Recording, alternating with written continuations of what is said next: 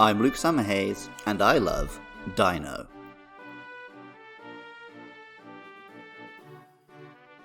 Apart from in rare mutations, multiple heads are not common on real animals.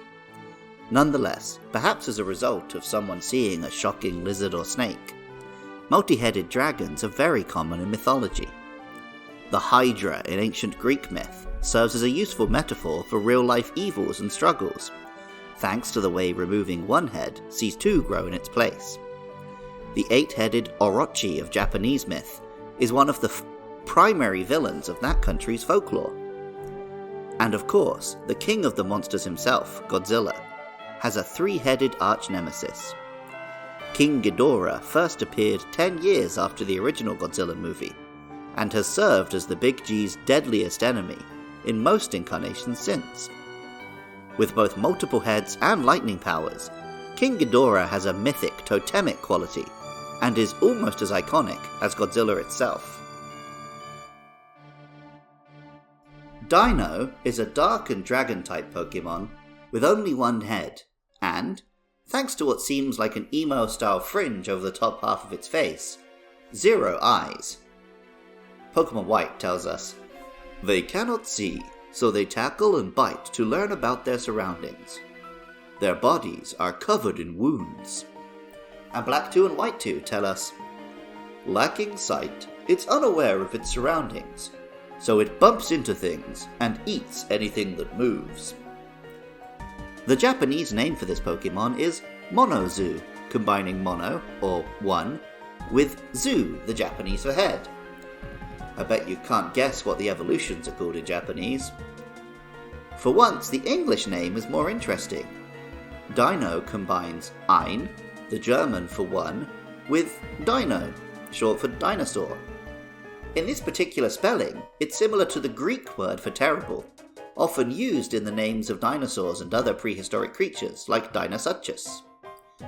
On top of all that, this is also the name of one of the Grey Sisters of Greek myth, a trio of sisters whom Perseus encounters in his quest to defeat Medusa. If we count the snakes on her hair, Medusa is another many-headed monster. These sisters of hers shared one eye. While one of them can see, the other two were, like this Pokemon, blind. Pokemon Scarlet says, "It can't see, so its first approach to examining things is to bite them. You will be covered in wounds until a dino warms up to you." It is worth putting in the time to get a dino to warm up with you, as, at level 50, it evolves into Zweilous.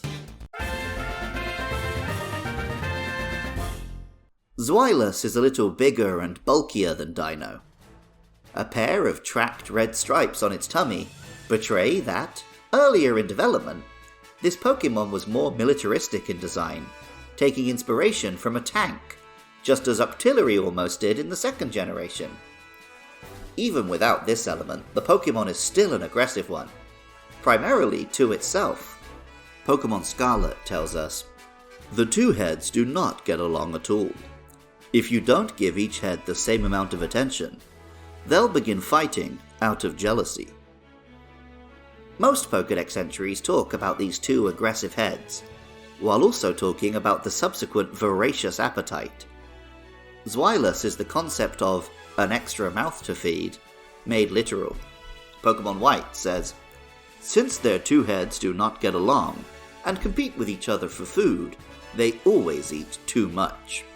And Pokemon Shield says, "Their two heads will fight each other over a single piece of food. Zweilous are covered in scars, even without battling others."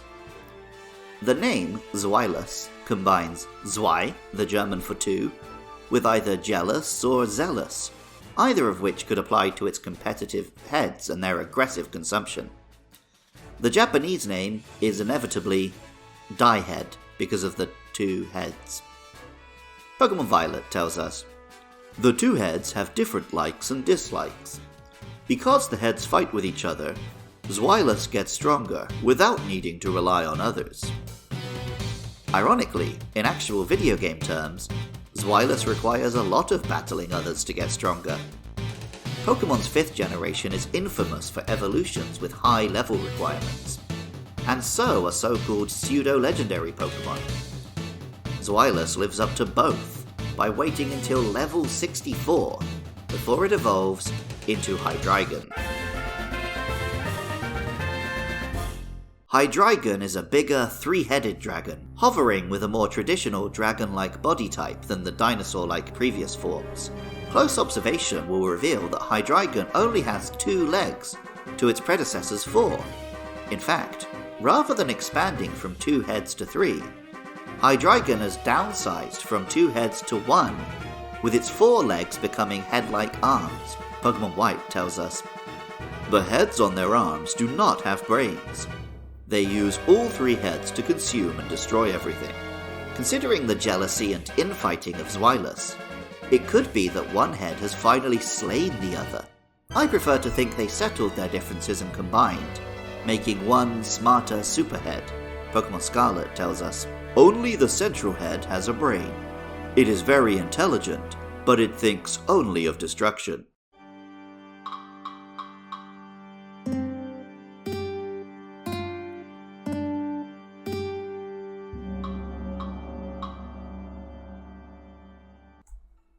Welcome back to Moils on Mon, Larvesta.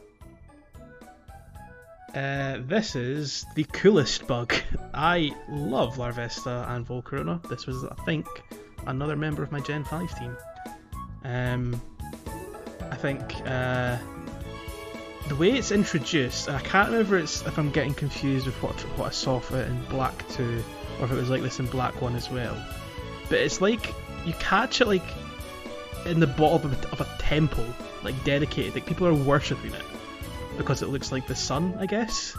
When it's, I mean, definitely with Larvesta, you've got kind of the little spindles come out of it looking like the sun. He looks like he's up to no good. And then Volcarona, just an obscenely powerful bug lad. Now that I've only just started thinking about this, because it's a little bug that is also the sun, it reminds me of the thing that Solaire ends up wearing on his head in the bad ending in Dark Souls. Yeah! Poor Solaire. Or some would argue the good ending for Solaire. Potentially. He found his son. And you can find your son at the bottom of that temple, I think. We know about the scrapped tank version of this monster, thanks to an interview with longtime Pokemon artist Ken Sugimori. In the same conversation, he said that the renewed design was inspired by Yamata no Orochi. Players of Okami will remember this 8-headed dragon as a recurring boss. This fight is based on the most famous story of Orochi, which sees the god Susanoo put it to sleep with a special sake and cut off its heads. This tale of a thunder god slaying a dragon or serpent is one of the so-called monomyths, appearing in different forms in cultures all over the world, presumably coming from a common ancestor.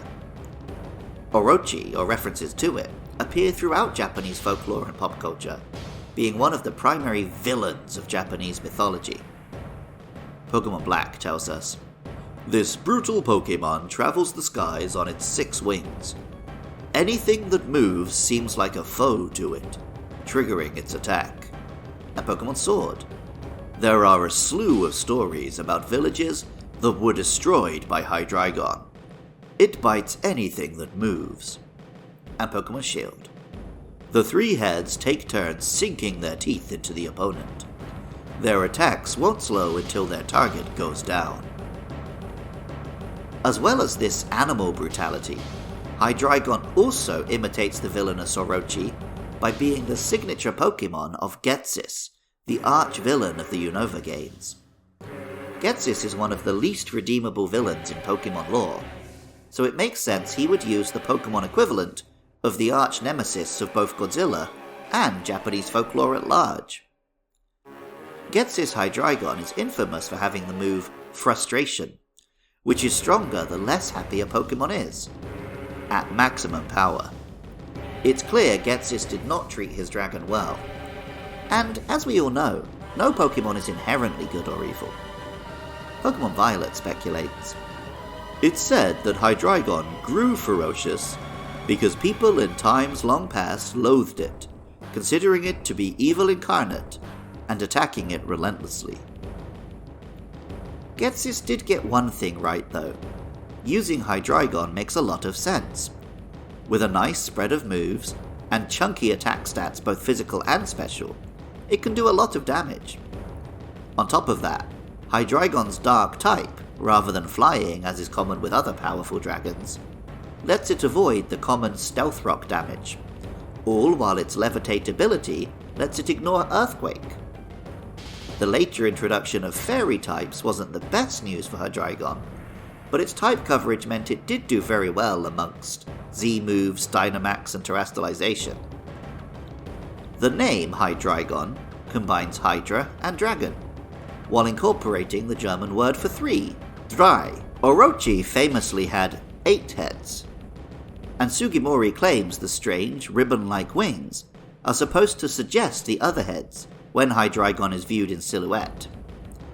The Japanese name is Sanzandora, with San being the Japanese for 3, Zan coming from the Japanese for brutal or cruel, and Dora coming from either the Japanese reading of Hydora or Godzilla's own Ghidorah.